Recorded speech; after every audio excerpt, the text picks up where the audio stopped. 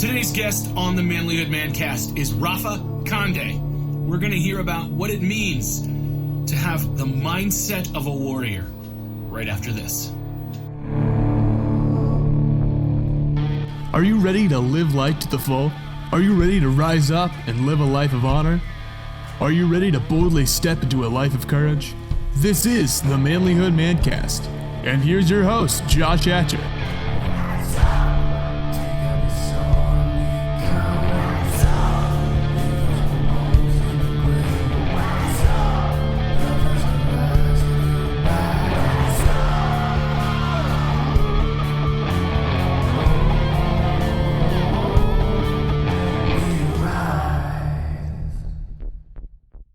Gentlemen, welcome back to the Manlihood Mancast. I'm your host, Josh Hatcher, and listen, today's episode is an interview with the great Rafa Conde. He is the leader of Man of War. From his time in law enforcement, his martial arts training, he pulls in what he believes is the mindset of a warrior and helps men to step into all that they were meant to be. Before we get into that interview, I just want to encourage you, please leave a comment on this video. If you're watching it on YouTube, hit like, hit subscribe. If you're listening to this on our podcast on Spotify or Apple, please leave a rating, a review, and share this episode with somebody that you think would like it. I appreciate you, the Manlihood movement, for stepping up and doing what you can to help us spread the word.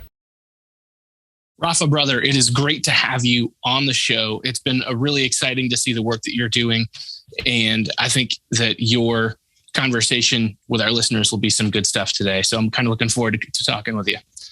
Awesome. Thank you, Josh. Honored to be on your podcast. Thank you. Tell me a little bit about the work that you're doing with, it's the Man of War Crucible, right? Man of War is your brand that you're building. Yes. About 5 years ago, we started Man of War, basically took off. I mean, it started with a podcast just like yours. We got new noteworthy for 10 weeks. It just blew up all of a sudden. I had no idea really that it would have such a strong impact. So it started with a podcast. Then after sitting and doing the podcast for a few months, I said, you know what? We need a rite of passage, right? Men need a rite of passage in our society. It's pretty much non-existent. So I decided to start building a program based on my experience. A lot of the studies, I've studied martial arts for a very long time, really dove into the warrior mindset. That's really what I've been studying for the last 25 years, a warrior mindset. And of course, in quest of that warrior spirit. So the Men of War started from the ground up. We developed a program taking men out for 5 days. The goal was to break them down completely and then transform them into a modern day warrior. Basically, there's a little bit of confusion about what a modern day warrior. Everybody immediately jumps into police officers or soldiers, but the reality is that from the Man of War perspective, our philosophy, a man of war or a warrior minded man goes much deeper than just a guy that totes a gun and goes out there and fights wars. So the development of Men of War Crucible started from the ground up. We had our first group in, and we developed specific confidence challenges, a lot of PT, a lot of different team building exercises. But more importantly, the core for the Men of War Crucible is for you to be able to face your fears. Okay. When you go in there, be prepared to face your fears. We do not film that. That's called our blackout phases. And as the Men of War Crucible evolved and grew, the evolution of the entire crucible just took on an entire beast. And right now we're going into our 10th group, very different than group one. We have evolved and we have now the specific challenges and confidence drills and fear factors that are all about building that internal warrior, which is, and we've seen so many men at this point. We have our Men of War Society, which is the brotherhood of men who graduate after this Men of War Crucible. And we've seen these men act. I mean, it's unbelievable. The way that the society has grown and really to see these men flourish as stronger husbands, fathers, leaders, visionaries. That is for us for me personally, my vision, my goal, my ultimate goal is to reach 1 million men, put them through some type of program, whether it's the Crucible. We have a couple different programs out there also, but I want to be able to touch lives.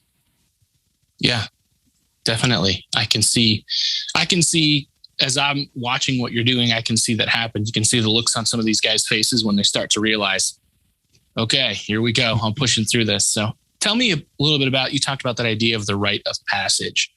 And I think about that a lot. Like, our culture doesn't have it. You know, you go from being a kid to a grown-up kid.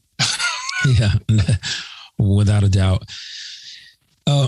So there's two different outlooks, right? Usually it's the outlook where, you know, you go from a teenager to a man, which is the common theme. You know, that's how we view rites of passages throughout. But when you study rites of passages and you study the warrior cultures, it goes a little bit deeper than that. It's literally a transition into something very, very different in your life. It's a transformation. The Japanese have something called misogi, which is the cleansing of the body, mind, and spirit. And you go into this program one way and you come out the other. The idea of this rite of passage is to be able to cross that threshold into the gates of the man of war society. Now, in this man of war society, it's a brotherhood of very, very active men who are constantly holding each other accountable, who are pushing each other to be better, who are basically, you know, in this type of society, you're rubbing shoulders with men from very, very powerful walks of lives. And to surround yourself in that circle, because I'm a big believer that who a man surrounds himself with ultimately will help him in life in pretty much every way, shape, or form. So what we do here in the Man of War Crucible and how we attach it to this rite of passage is once they get to a level where they graduate, their ultimate graduation is stepping into this Man of War society where the real work begins. And it is definitely a transformational experience. You can call it spiritual in nature. You can call it, emotional. Psychologically, it's definitely there. I mean, typically when these men reach to that apex where they've been beaten down so low and they've had to fight through, you know, mental checks and then physicality and mentality and just confusion and anxiety. And they get to a point where they can rise up and be victorious. Wow. You know, that's huge. To me, that is, you got to take the beating in the bottom end, and then you got to rise up. That is a rite of passage to me. So we don't have that in our society. And I wish that there would be more programs out there that would have something similar. The problem with that is everyone has a different philosophy. And when there's so many different philosophies of what a true rite of passage is, unfortunately, the very politically correct crowd makes these programs weak. And there's everybody passes it. You know, a true rite of passage, not everyone that steps in passes and graduates. I mean, if you study back all the way to the 1500s, you know, starting from the Knights Templars, even the Spartans, going back, and you look at the Vikings, they had their own rituals of making men stronger and crossing the gate into being a higher elite warrior. And you see it in our military, and you see it in our law enforcement for SWAT teams and military for teams like the special forces and so on. But we are missing that big time in our society. And I am going to make sure that we bring it to the forefront, especially for men who are, growing as individuals. Yeah, I'm kind of hearing that this idea that men need to be challenged and to be pushed. It's not just a one-time passage. You know, we're constantly going through passages throughout our life. And so, okay, so you've done this. So now it's time for another one, you know, now it's time for the next level for us to level up, you know? Absolutely. It's, we live by something called the warrior matrix. And this warrior matrix, one of the most powerful virtues and principles in that warrior matrix is Kaizen, right? It's constant improvement. It's, every day we hack away the unessentials and we build little by little by little, we get stronger, wiser. We don't let age get to us. So absolutely, every day we should be able to challenge ourselves, push ourselves, and get through discomfort. That's just the way it goes. However, I will say something. Not every man, and this is where the biggest challenge happens, is men feel like, well, I pushed myself a little bit here and a little bit there, and I'm constantly improving. And yeah, I've pushed myself.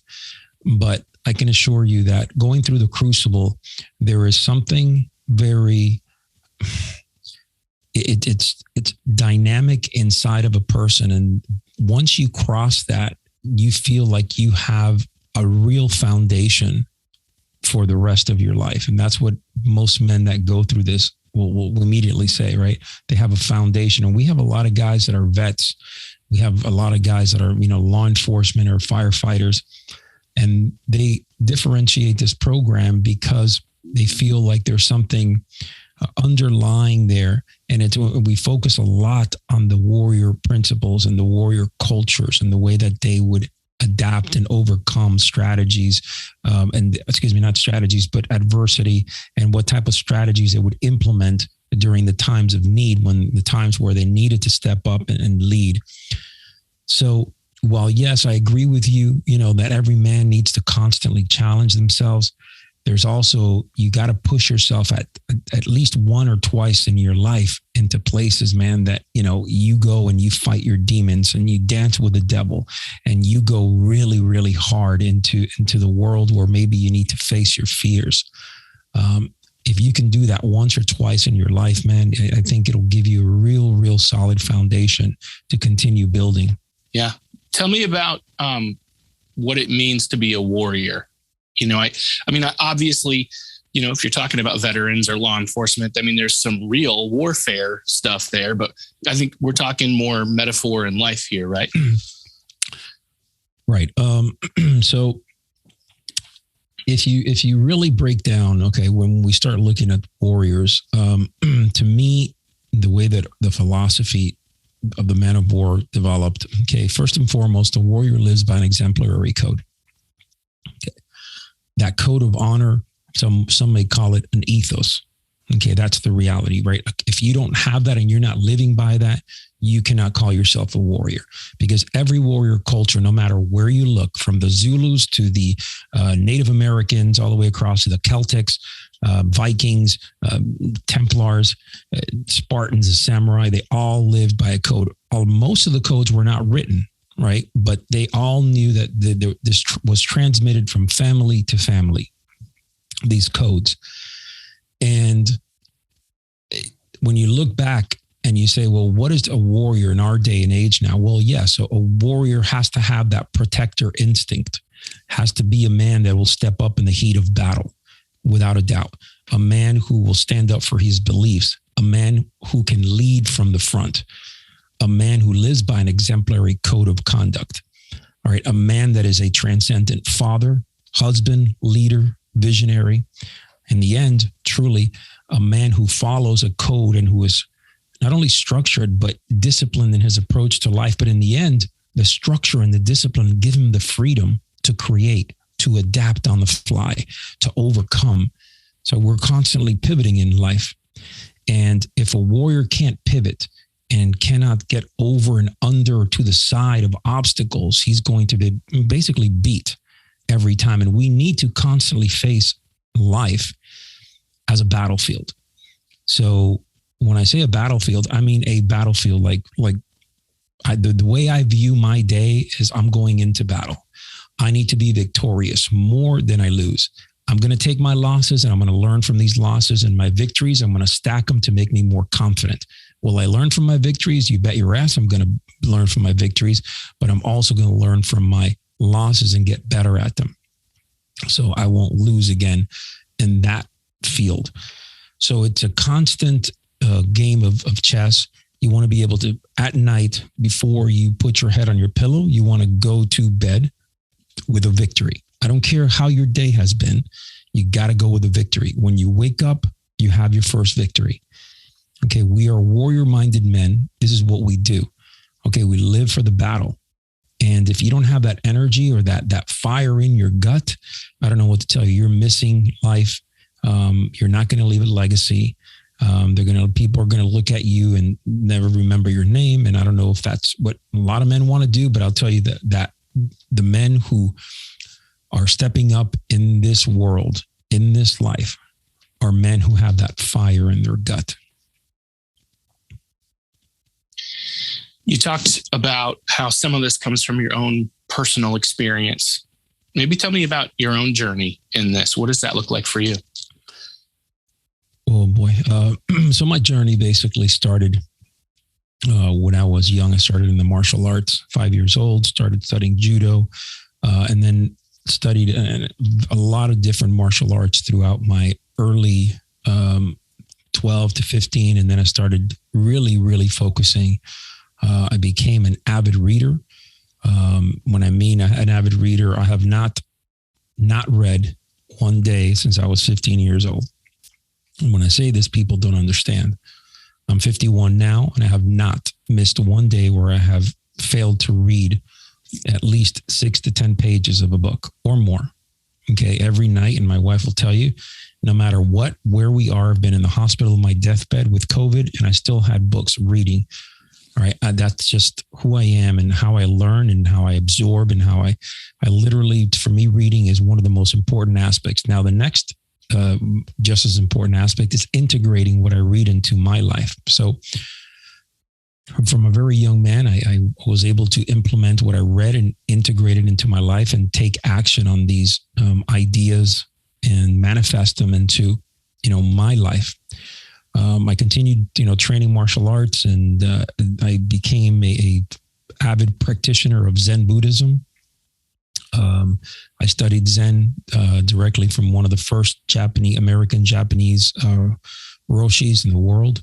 And when I say American Japanese, American monks that studied in Japan for many, many years in a monastery there. And he came down to the United States. I studied under him for a few years and got a tremendous amount of input and insight into the warrior mind, the ability to clear your mind. That has been predominantly in my life. It's been one of the most important components of building my philosophy. It's that clarity of mind, how we operate daily. And I've always been in that quest of searching for the warrior mind for years and years. So not only did I study, but I trained very, very intensely in the martial arts.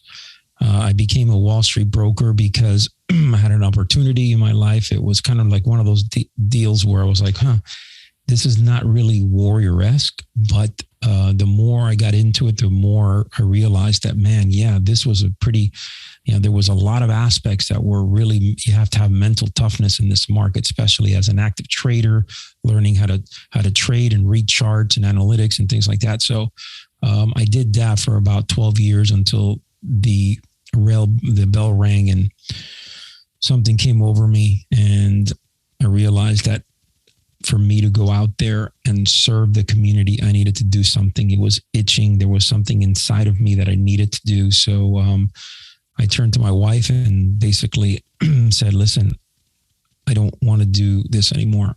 I need to step up and do something for the community. I want to go out there and do something proactive. She looked at me and she goes, what do you want to do? And I said, well, I want to get into law enforcement. Within a year after that conversation, I was working for one of the most violent cities in the United States. A couple of years after that, doing my time and basically being a very proactive police officer, I was assigned to the Vice Unit, became narcotics undercover agent, and assigned to a government-initiated task force for a few years, and then to the DEA Diversion Tactical Unit. From there, basically my career just, flourished and took off. I was a police academy instructor for almost 12 years. SWAT, FTO, field training officer, hostage negotiator. I did a lot in my career. Just about a month ago, after almost 17 years, I hung my badge. And the reason why I did that is because Man of War, which was a project that I started 5 years ago, was kind of like a side gig and then just took off. And we built a real business, a real organization with a lot of employees and a lot of coaches involved. And this, we have a major headquarters here in Boca Raton, and it needed me 100%. As a CEO, I needed to be here 100%. And I knew my mission had shifted. When I started this and I saw it take off, I knew that at one point that day would come. So as a leader of this movement and the leader of this organization, the Man of War is the umbrella. The Man of War Crucible is one of our, we also do, we have, the podcast, of course, and we have the consulting side of it. I do a lot of motivational speaking. And then there's another, we're going into the corporate world now. Actually, about a month and a half ago, we have some nice contracts that have come in with some major companies out there that will be doing some leadership protocol and culture development. So we're branching out, but more importantly, the goal here is to build warriors, to build that warrior mentality. That's where I am today. That's awesome. Your story is inspiring, and sounds like you are the real deal in that you've got some real world experience that you're able to apply. I think that's pretty cool. A lot of people like to talk, but they haven't done anything. Many of those for sure. One of the things I see a lot in this, in this market is you've got the people who, they spend $2,000 for a coach, and then the coach just teaches them how to get other people to give them $2,000 to be a coach, and there's nothing of any value actually added into that, True. Very true.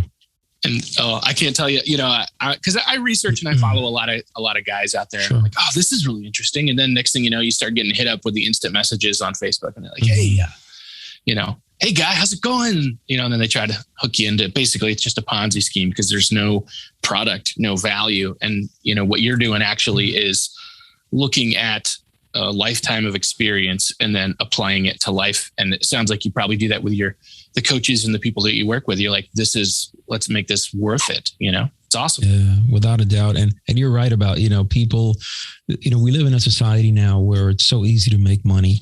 And it's not so much that they're good businessmen going out there and creating products or anything worthwhile. What happens is that people are dumb. Okay. Our society they're just completely dumb. And I hate to say that, but it's the truth. I mean, you can sell anything to anyone at any time, and it's the easiest time in our history to make money. Now, we'll say this: those guys that are trying to build and trying to get, the get rich quick schemes, where they're trying to do these Ponzi schemes, and it's those are not scalable businesses. And really, those men, for the most part, or those individuals, are very weak-minded individuals. And I'm 100% agreeing with you here, where it's pretty sad to see that. So as we talk about this warrior code, we're living by this ethos, and we're pushing through and trying to level up and get better at what we do. What do you think are some of the biggest hurdles that men run into as they're trying to do that? Well, first and foremost, men need to get their balls back. Okay, that's first and foremost. That internal drive, the internal fortitude, it's almost like their DNA has been completely swept from that. All right, that's the reality.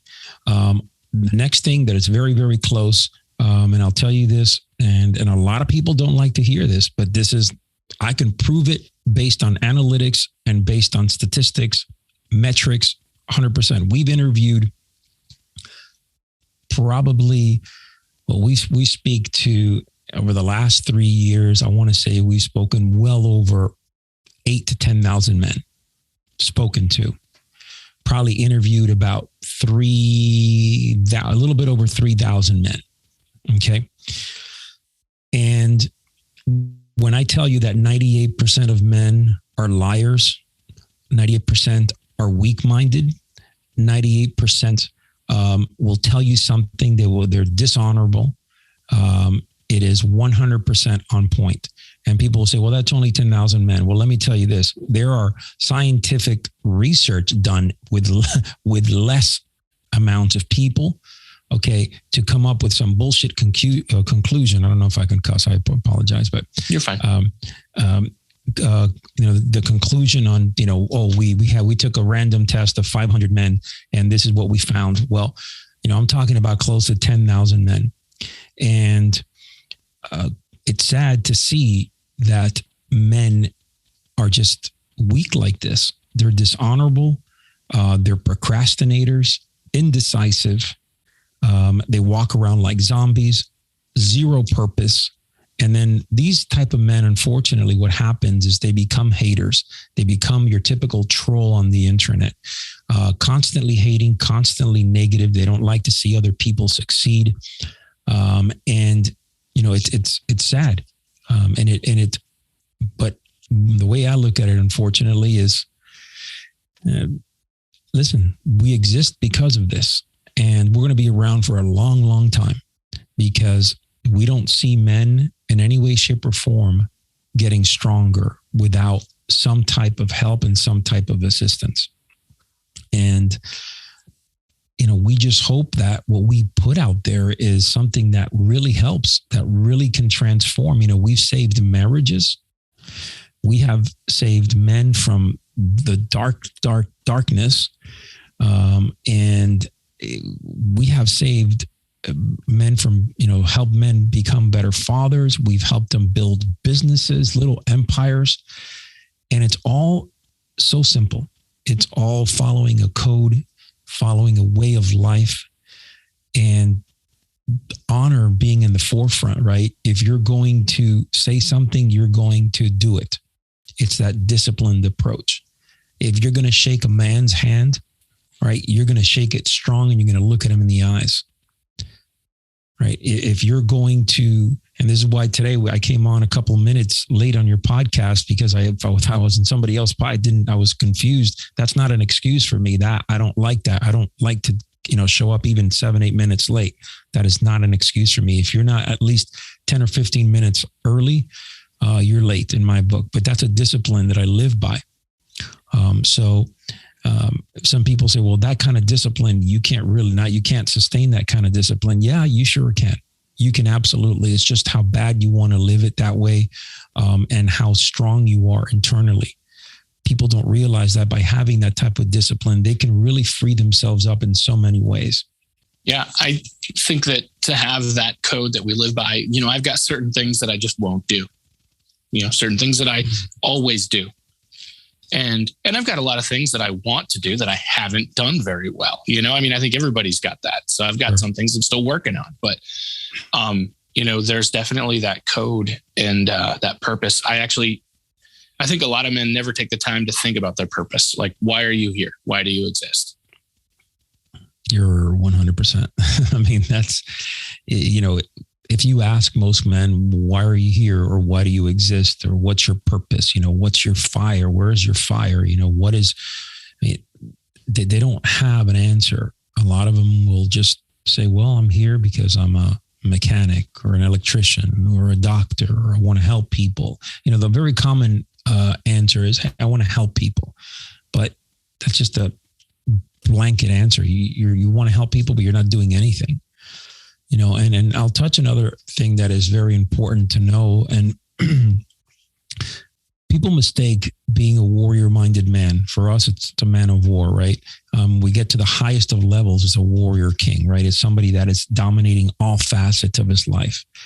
And people mistake that because you're a warrior, you frown on making money. You frown on having financial freedom. That's not for a warrior-minded man. That's for, guys that are, a little bit on the beta side, or guys that are, that's not for us. Well, I'm going to tell you this. Okay. As a warrior-minded man, living a life that embodies a warrior spirit, one of the most important elements that you bring to the table is to lead your family and give your family financial freedom. I can talk to you all day long and you can be a real cool dude. Tell me you got 25 years in the military or in law enforcement and you were special this, special that assignment. But if you're living paycheck to paycheck, and if you are basically sitting around and doing nothing about it to give yourself and your family that financial freedom to build, I think every warrior should do his best to build himself an empire around him, regardless of what you do.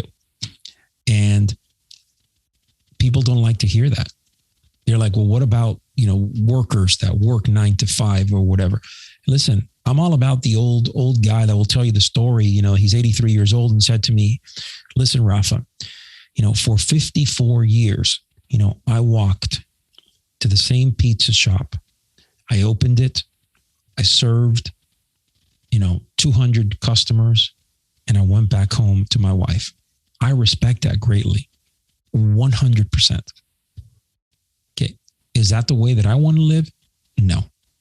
Is that the way that I think has the most potential, that will drive the most potential out of a warrior man? No. If that's the way you want to live, great. Okay, great. I respect that. But if you want to take life to another level, you have to start doing things. You have to start creating. You have to start pushing. You have to start going into the discomfort zone. You have to start adapting, overcoming, improvising, seizing the moment. When you don't seize the moment, you let life slip you by. And I think that this is a big problem in our generation now, that we just let everything go by because we got the internet. Everything is right here in front of us, but you miss the reality of life within you. If a guy is in that spot, he's like, all right, I think I want that. I want financial freedom, but he's been a wage slave for 20 years or 10 years. He's never thought about what that looks like. What does that look like? How does that, I know that obviously we could spend, we could go through a long course about how to do that, but where do you start? Man, I could break it down so easy. Okay, listen, for the last, and then I'm going to be very, very clear. For the last 17 years since I got into law enforcement, there was not one day that I did not have a side gig, a side business. I worked, I would say 17, 18-hour days was my norm throughout my law enforcement career. Even when I worked undercover and went a year undercover in the medical, in the Veterans Affairs Medical Center in the hospital, I still worked. I worked in Man of War. I ran my own martial arts school. I ran a tactical training company. Regardless of that, I was working and creating, and I was building. All right. That edge. And this is why I'm able, Josh, to be able to walk away and hang my badge and come here. The reality is that, I took a monster pay cut. I took a 90% pay cut going from a Wall Street broker to a police officer, 90%. So for me to even hedge that, I had to have a side gig. Because there's no way that I could, work on 40 grand a year. It's just not going to happen. I have family, kids, and I'm not going to be the guy that's going to live in a little shithole. Okay. And with my family there, no, that's not, my wife. And so you understand this very clearly. My wife did not work one day. I was a sole supporter. Okay. When I say work, I don't mean it. I'm talking about work, her job. Believe me, she has a very difficult job. I wouldn't want, but going out there. So I was a sole supporter and I found a way. So to answer your question is this: when guys go to work and they have an 8-10 hour day, okay, I'm just getting started at 8 to 10 hours. So anybody and everybody could start building a side business little by little by little by little. If you have passion, man, throw a little money at it, start building it. 2 hours a day, an hour and a half a day, 3 hours a day. Build it. All right. Don't come to me and say, well, I just don't know. Okay. Because I did that. Okay. And look at where I am today. So the way that I look at things from a perspective, if I can do it, anybody can do it without a doubt. Okay, you just got to have you got to be disciplined. You got to have a structured approach, and you got to have a tremendous amount of stamina. All right. You got to find that stamina. So, and then not every man can do it. I mean, the reality is that there's a lot of guys that like to, work their 8 or 9 hours and do their thing and then just come home, drink a beer, watch TV and do the same shit all over again the next day. Okay. But that's not living a warrior lifestyle, has nothing to do with that. So it's really a matter of looking at the things that you're passionate about and finding a way to monetize that, finding a way to turn that into a side hustle that can make you money, especially something that maybe, I don't believe in passive income as passive. You still have to work for it, but it's better to work once on something so it continues to give money. So, but I think a lot of guys have a hard time picturing that, and maybe that's a good place for a good conversation. Talk to a coach, talk to somebody, and say, "Hey, how do you think I can make some extra money?" I think that brotherhood is a good place for that to kind of grow out of. Oh yeah, no doubt. I shift that perspective a little bit. So when I coach men who are struggling at times and they want to be able to do something, it's not even, most of the men that I'm coaching are guys that are pretty well off, or CEOs of companies, have their own, but they want to change that passion. They have a different passion. They want to make that shift. One of the things that I let them know is, hey, listen, you cannot just completely shut one side of your life out and then, shift to the other. You have to slowly, methodically, strategically kind of start blending it and doing it. It doesn't mean that I'm all about speed. So don't get me wrong. I'm not one of those guys that I'm going to sit there for years and years. And then, no, I'm all about speed. I'm all about doing today what I can, as much as I can get accomplished today. However, you have to have a strategy behind that, a game plan behind that. So when you start, shifting over and building a company, and it's not just about money making, because that's where a lot of people get it wrong. Because if you're just looking to make an extra few bucks, you're going to fall flat in your face. What you need to do is, if you're going to do a side business, you got to make it a passion of yours. You got to really love it. Because the only way that you're going to ignite that fire and have that stamina to push you that extra 2, 3, 4 hours a day is if you truly love it.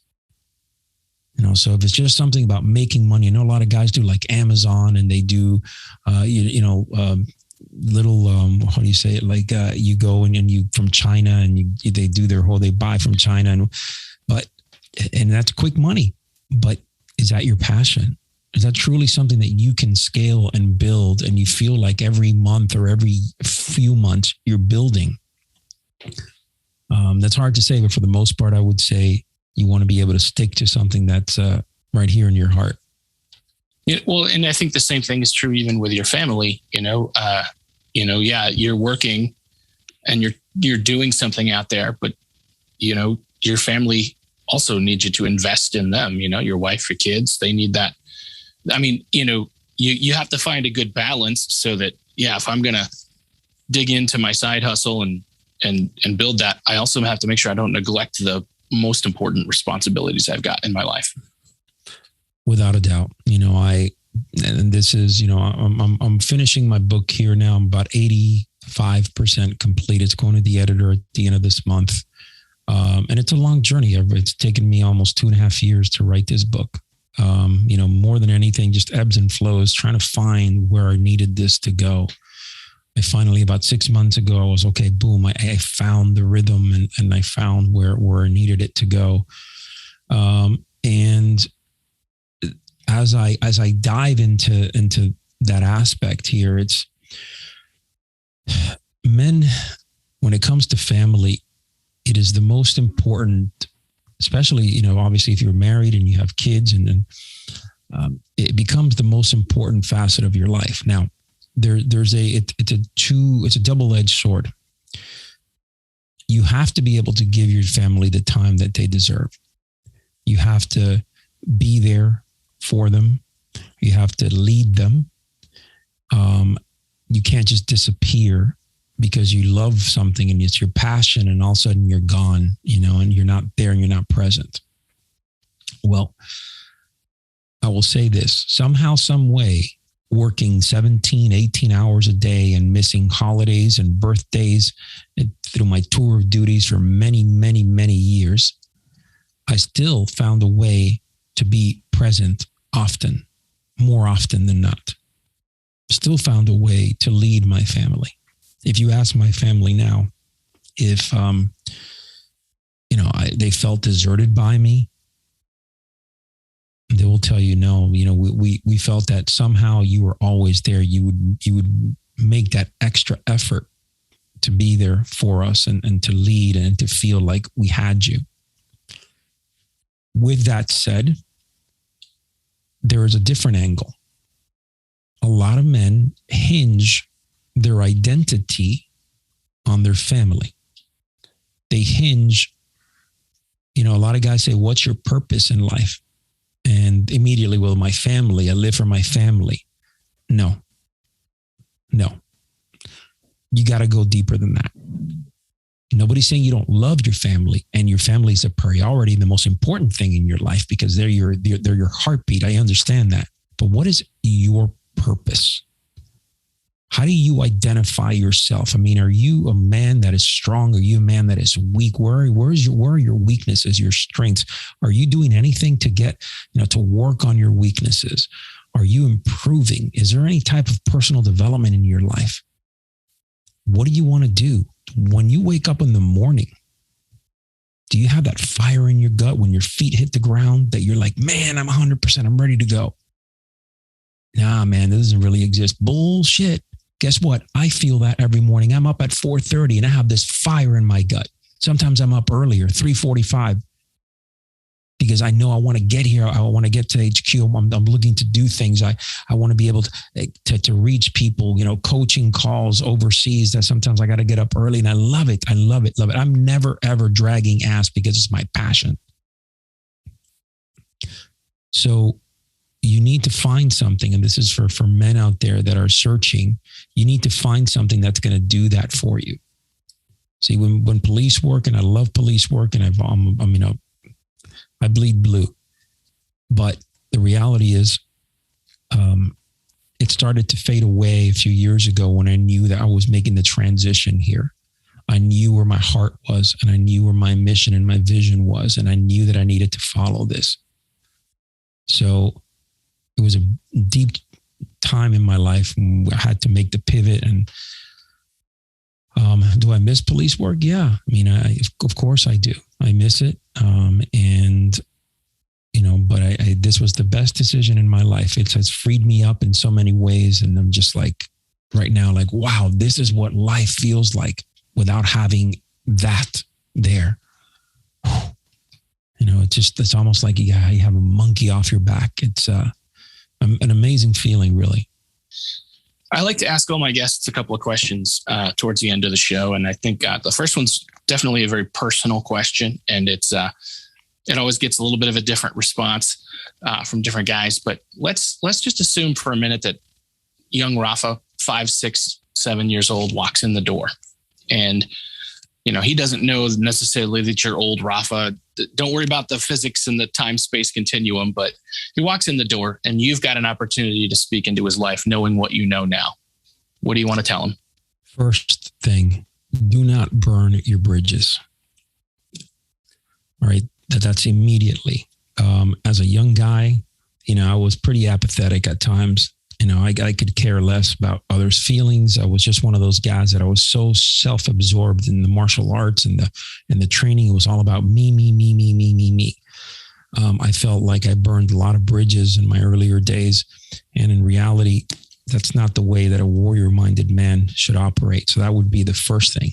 The second thing is burn your ships. Burn them all.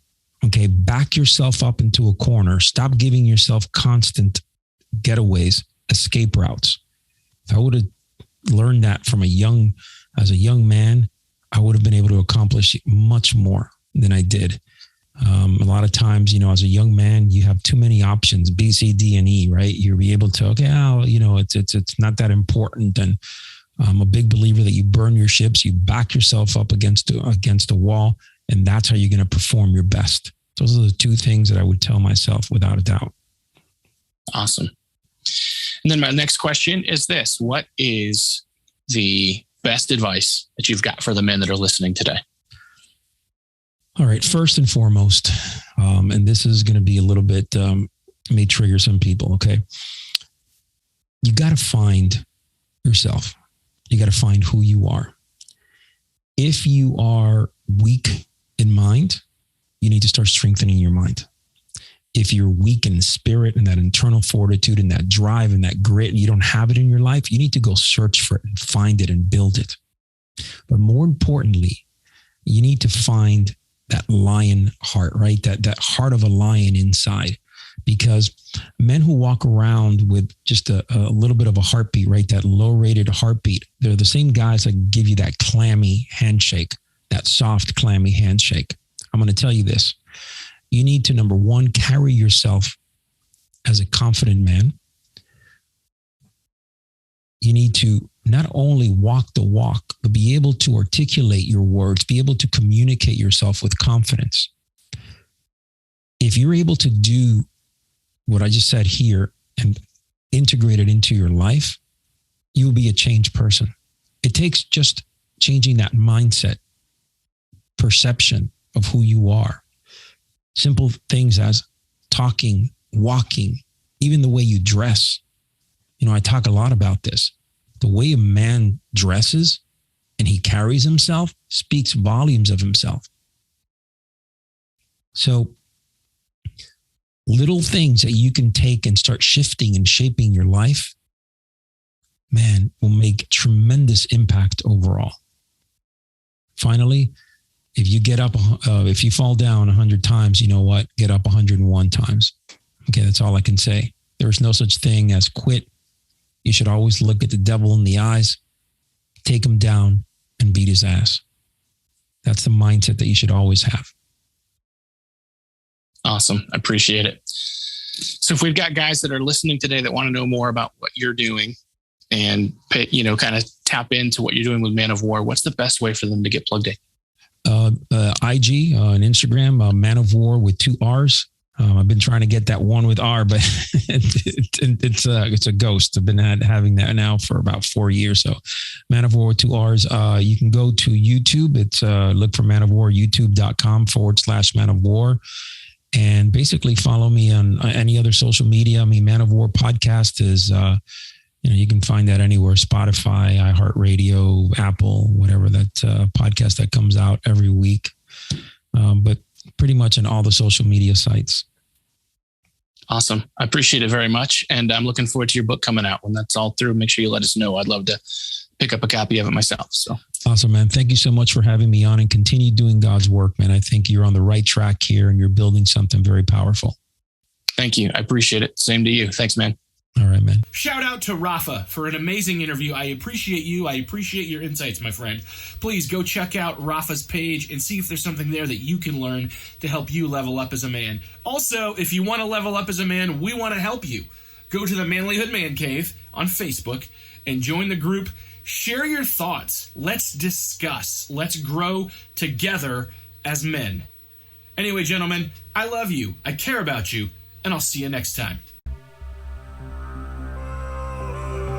If you want to be a better man, check out our website, manlihood.com, for blogs, videos, and more from our Manlihood team. Men, you can also join our private Facebook group, Manlihood Man Cave, where you can meet up with a band of brothers who will challenge you and help you on your journey of manhood.